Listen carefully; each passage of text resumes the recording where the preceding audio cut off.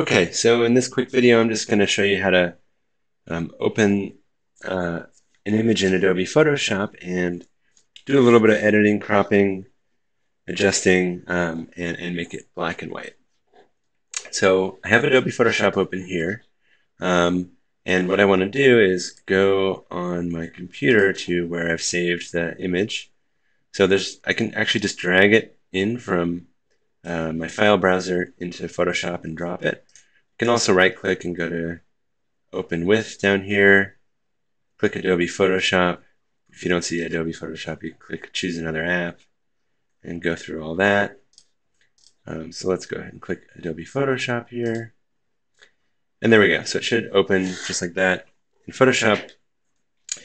Now, if you don't see what I see on your screen, and primarily what I'm talking about right now is just the Layers panel over here on the right, what you can do is go to Windows at the top and find the one called Layers, and that'll bring up this panel for you. So that's going to be a really useful tool in Photoshop.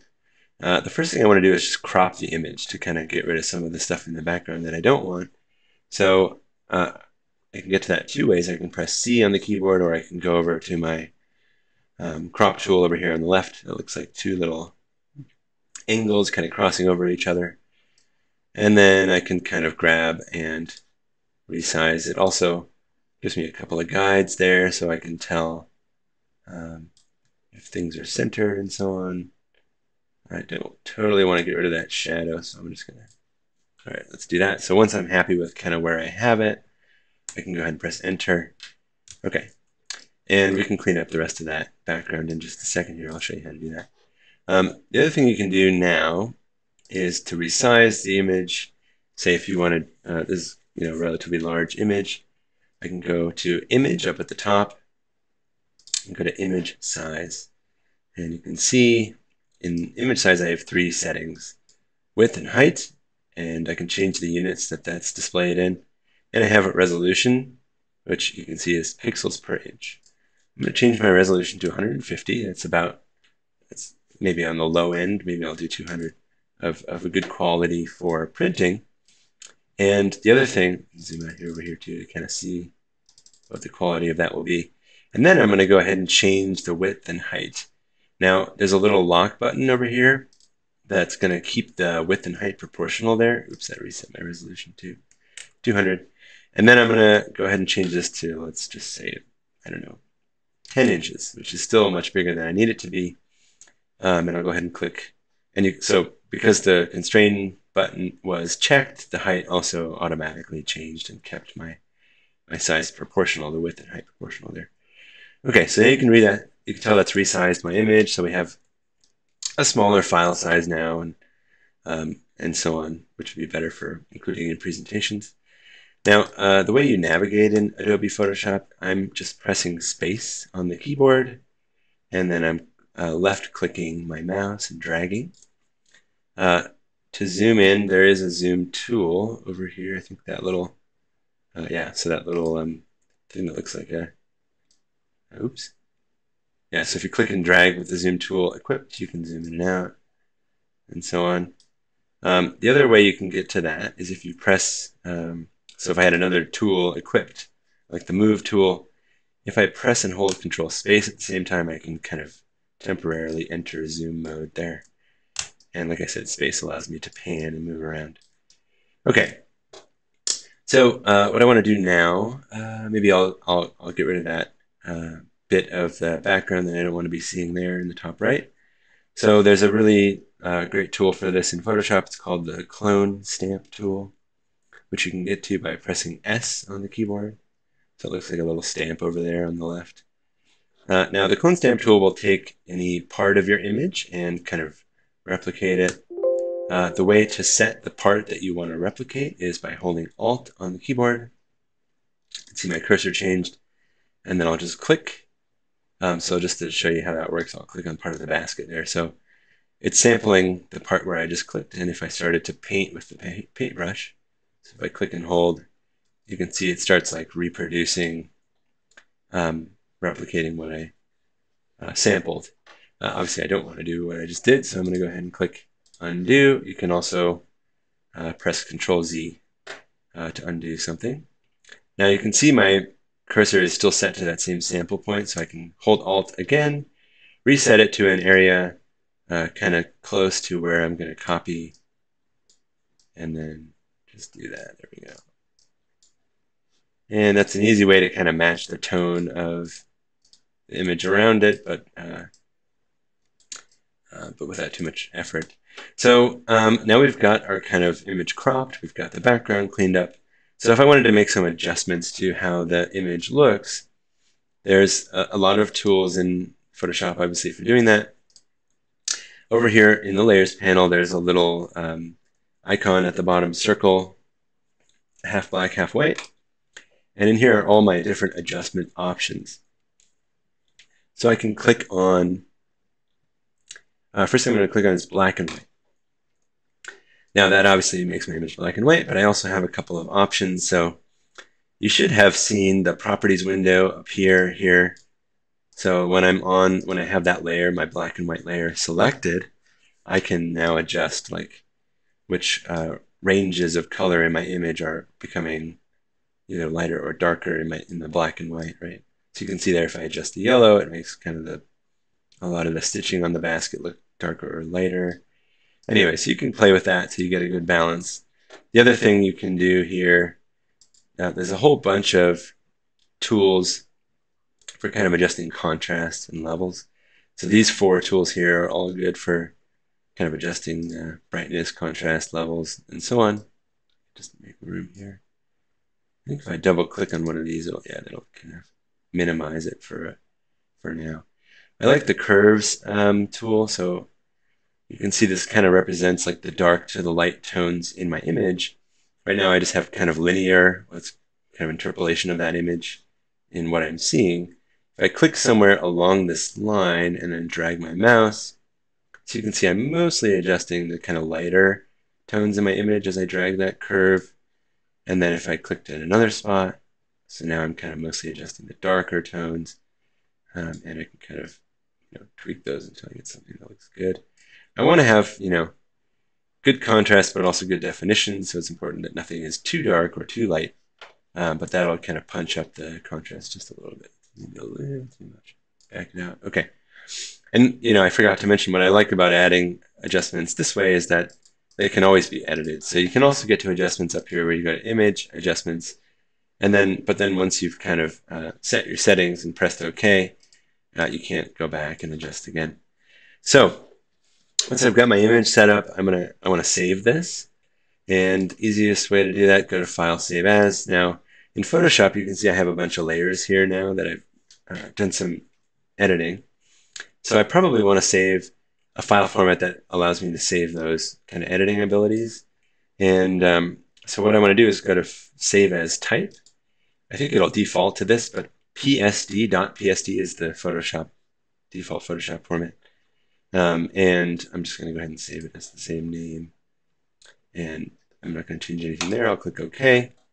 And so now if I were to close this file and reopen it, I would still be able to adjust and edit all those same layers. What I do want to do instead is also save a JPEG.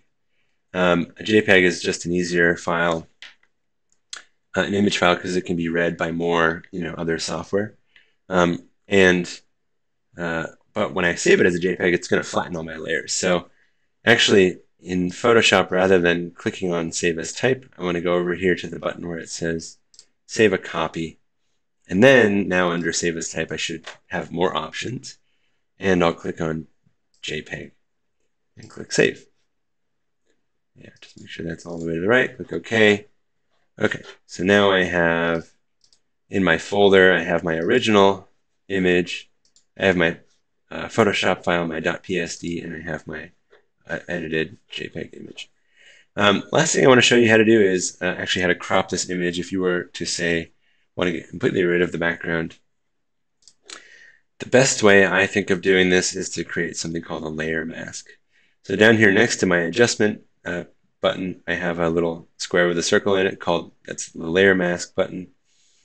And if I make a layer mask, what you'll see is that another little rectangle has appeared, next to the image on that layer. And so I can actually draw on this layer, and I'm going to go over to my paintbrush tool. You can also get there by pressing B on the keyboard. And so what I can do is if I click back and forth, you can see I can change whether I'm selecting the image or the transparency mask.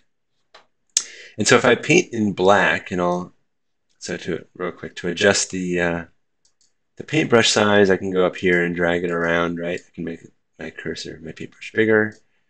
I can change the hardness, which just means like whether or not the edge is kind of blurry or sharp of my little paintbrush.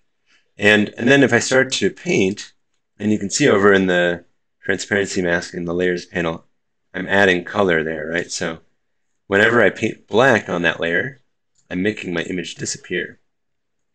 Now down here on the left bottom of my tools panel, I have two swatches. Right now it's set to the default, which is black and white. So whenever I paint black, my layer disappears on my transparency mask.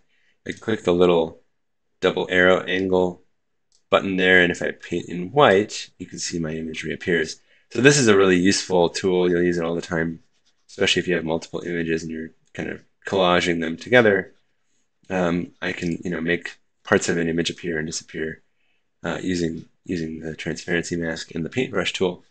Now, if you don't see this set to the default black and white, so let's say it was set to like red, and maybe I was doing something earlier that I had these colors set to something else. Oops, that didn't work. Why is it not showing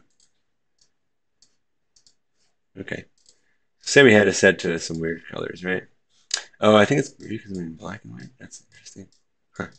Anyway, so say I didn't have it set to the default colors. If I wanted to quickly switch back to black and white, you can press just Control D, or you can click that little icon next to my arrow. Oh, I guess it's just D. Maybe that's changed. Or you can click that little icon right there to reset it to black and white. I can also, oops. I can also, again, click that little arrow swap button, or I can press X on the keyboard to quickly swap whether I'm painting in black or painting in white, right? So I don't have to go over there and click it every time. Okay, now that's an introduction to what transparency masks are.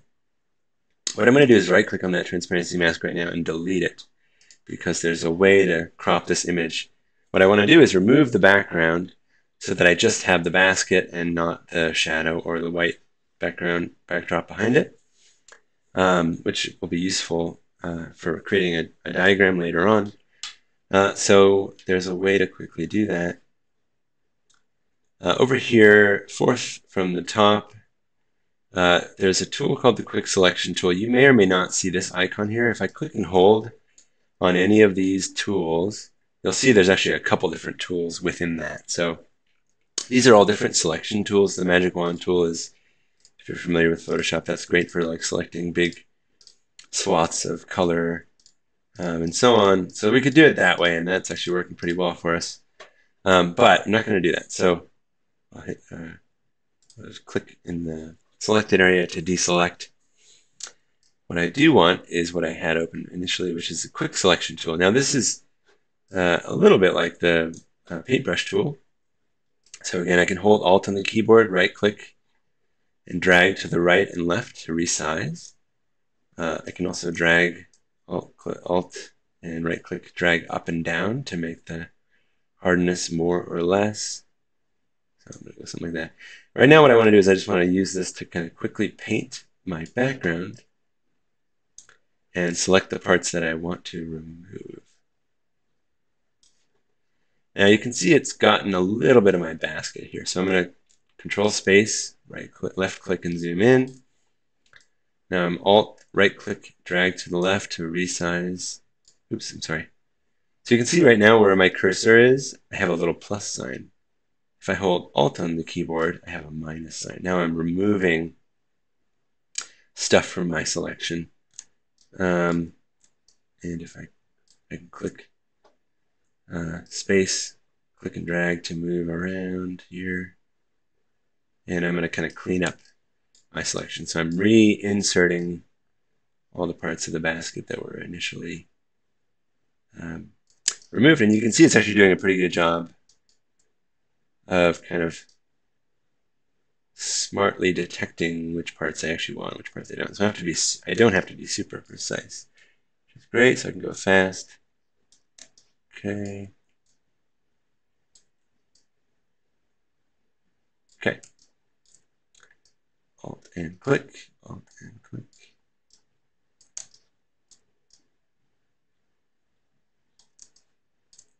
All right. So that looks pretty good. Looks like I got all the parts selected I want and all the parts I don't. And even if it's not quite right, I can still fix it later. So now I have a selection created. You can see the little marching ant outline around the outside of the image and around the basket. So I could click Add Layer Mask at this moment, and I'll do that. So you can see what's happened is it's cropped out the basket instead of cropping out the background, just because what I actually selected was the background and not the basket, which is, I just did that for simplicity because the background's a little bit simpler and easier for the selection tool to understand. Now there's two ways I can fix this. First of all, if I press Control Z and undo that, before I actually create the layer mask, I can right click and go to Select Inverse. And now you can see the marching ant is just around the basket. And if I click on, yeah, so it would just do my basket. Now I'm going to go back twice. So now I've got the marching ants and I have the background selected once again. The other way to fix this, if I did crop the basket, is over on my layer mask here. I can just go to Image, Adjustments, and Invert. Or you can press Control I on the keyboard. And that'll just swap which areas are black, which areas are white on my transparency mask. Now what I did just there is I held Alt on the keyboard and left clicked on the transparency mask itself, and now I'm looking at the actual transparency mask. What's cool about this is I can see it a little bit more clearly than just by looking at my basket, which areas are maybe a little bit still messy. And so I could now grab the paintbrush tool. Oops, sorry, what happened there? Okay. And just click and kind of paint over those spots. And I'll press X to switch to black and clean up. It didn't quite get the top of my image there. Okay, great. Press Alt, left click on the transparency mask once again to go back to the image. So now, let's say I'm done editing this. I can save it just like I did before. So that'll save my .psd, which retains all my editing. What I also want to save this time is, I'm going to save as, actually I'm going to go straight to save a copy. And if you remember from before, that gives me more options of the file formats I want to save as. And I'll go down here and I'm going to save it as a type called .png. Click Save, click OK. And if you're familiar with like Adobe InDesign, Adobe Illustrator, or Photoshop for that matter, you'll know that what a PNG is it saves my image with this transparent background. So if I were to then take this image and put it together with another image, say in Illustrator or in InDesign, I would be able to see another image behind it in the areas where you see the little checkerboard, which just means transparent in Photoshop. So I would be able to kind of see through parts of this image. So I'll show you how that works once we get, we're going to take this image next into Illustrator and draw over it. And I'll show you how that works in that video. All right, I think that's it.